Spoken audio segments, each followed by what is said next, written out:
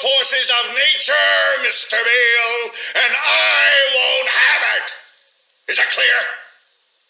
You think you merely stopped a business deal? That is not the case. The Arabs have taken billions of dollars out of this country, and now they must put it back. It is ebb and flow, tidal gravity. It is ecological balance.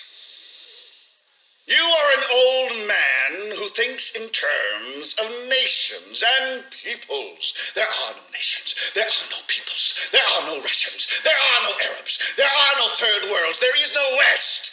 There is only one holistic system of systems. One vast and immane, interwoven, interacting, multivariate, multinational dominion of dollars.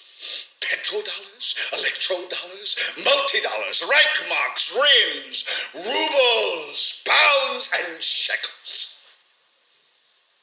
It is the international system of currency which determines the totality of life on this planet.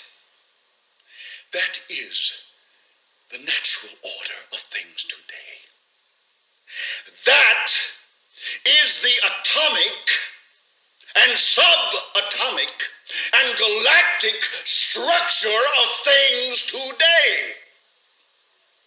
And you have meddled with the primal forces of nature.